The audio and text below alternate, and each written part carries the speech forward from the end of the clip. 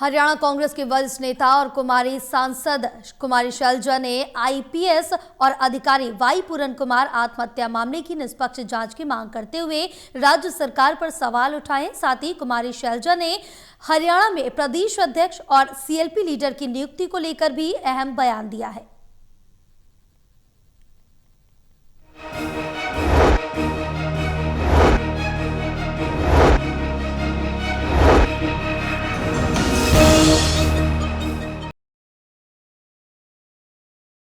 हरियाणा में IPS officer Y पूरन कुमार ने जिस तरीके से खुदकुशी की और उसके बाद जो उनका सुसाइड नोट सामने आया, एफआईआर हुई है अधिकारियों के खिलाफ, लेकिन एक बड़ी बहस देखने को मिल रही है कि क्या आज के समाज में जब हम नए बदलते भारत की बात करते हैं ऐसी घटनाएं भी हो सकती हैं। लेकिन ये जो घटनाक्रम हुआ है, हरियाणा जो प्रोग्रेसिव सोच रखता है, लेकिन उसके इस घटनाक्रम के बाद बड़े सवाल हैं और सीधे सवालों से जुड़ रही हैं कुमारी शैलजा।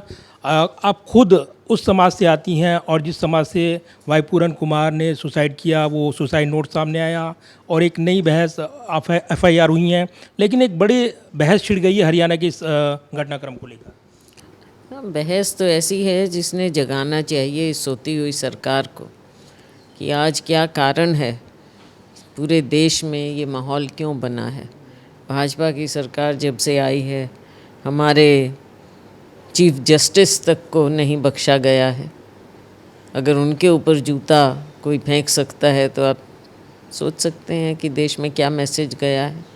और अब जो एक सीनियर आईपीएस अफसर के साथ हुआ, उन्हें इस तरह से प्रताड़ित किया गया, उनकी गुहार तक सुनी नहीं गई, एक बार नहीं बार बार, जो उनके नोट से मालूम पड़ रहा है।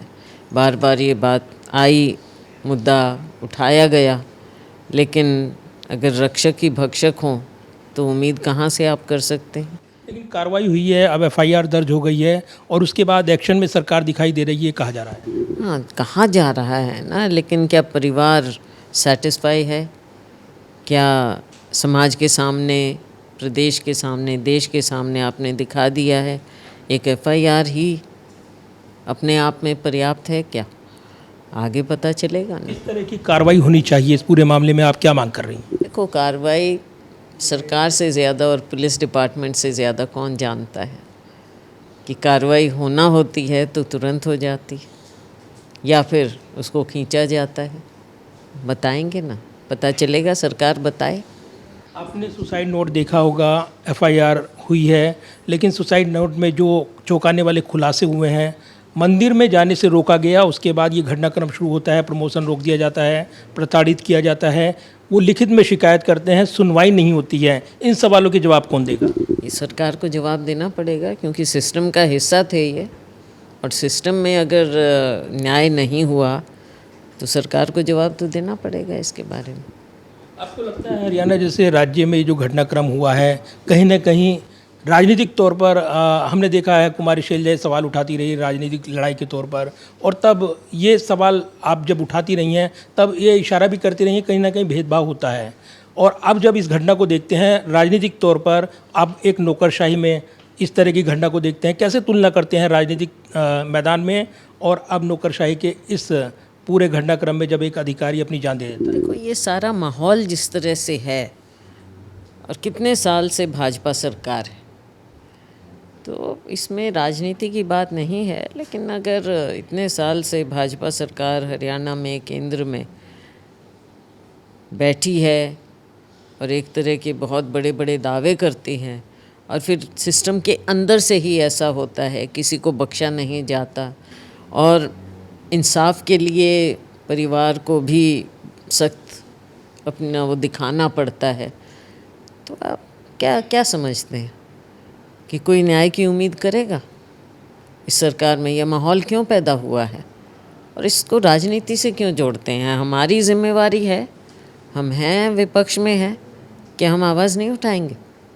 हमको अपनी जिम्मेवारी नहीं निभानी? आप भी तो अपनी जिम्मेवारी निभा रहे हैं मीडिया के माध्यम से। अगर आप हमसे ये सवाल पूछ रहे हैं तो जिम्मेवारी सबको अपनी अपनी निभानी पड़ेगी। सबसे पहली जिम्मेवारी है सरकार की, वो दिखाए कि इसमें क्या एक्शन ले रहे हैं। सुप्रीम कोर्ट के चीफ जस्टिस का आपने जिक्र किया है और ये मामला आपने जिक्र किया है, बिहार में चुनाव ज़्यादा दूर नहीं है, वोटिंग होनी है। आपको लगता है कि संविधान बचाने की जो मुहिम और राहुल गांधी बार बार कहते हैं, इसका जिक्र करते हैं, ये लड़ाई और तीखी होगी? देखो, ये लड़ाई एक जो है, ये तो लड़ाई चल रही है हमारी, न्याय की लड़ाई है। आम नागरिक के साथ गलत ना हो, किसी के वोट का अधिकार ना छीना जाए, वोट की चोरी ना हो।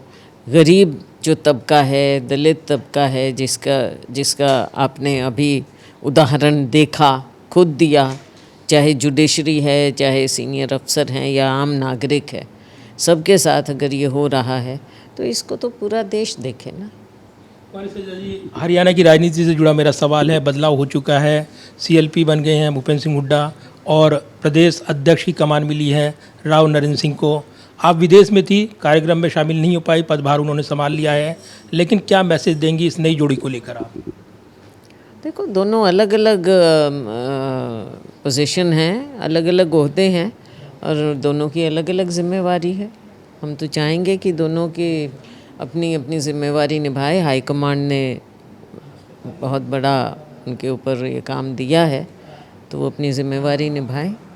तो जिम्मेदारी निभाएं, और ये कहकर आप कहीं ना कहीं एक बड़ा मैसेज दे रही हैं प्रदेश अध्यक्ष को कि वो ईमानदारी से अपनी जिम्मेदारी निभाएं। बिल्कुल, हम उम्मीद भी करते हैं और पूरा प्रदेश उम्मीद करता है, कि कार्यकर्ता उम्मीद करता है कि ढंग से पार्टी चले। इतने सालों से जो हमारा सिस्टम नहीं था, संगठन नहीं था, अब उसकी शुरुआत हुई है, हमारे ज़िले भी बने हैं, प्रदेश में एक बदलाव हाईकमांड ने किया है। तो जब बदलाव होता है तो सबकी उम्मीद होती है कि आगे स्थिति और बेहतर होना चाहिए, तो बेहतर की हम उम्मीद करते हैं और इसमें सहयोग पूरा होना चाहिए। आपका पूरा सहयोग रहेगा इस टीम को? बिल्कुल, हमारे सहयोग में तो कोई बात नहीं है, हमारा सहयोग तो होगा, क्योंकि हम तो उम्मीद करते हैं, लेकिन सहयोग लेने वाले भी होने चाहिए। पहले जिस तरह से सिस्टम चला वो एक अलग था, लेकिन अब हम पूरी उम्मीद करते हैं कि अच्छे ढंग से कांग्रेस पार्टी चलेगी हरियाणा में, और इसका फ़ायदा सबको होगा, संगठन को होगा, वर्कर को होगा, नेताओं को, क्योंकि नेता के बिना वर्कर नहीं है और वर्कर के बिना नेता नहीं है।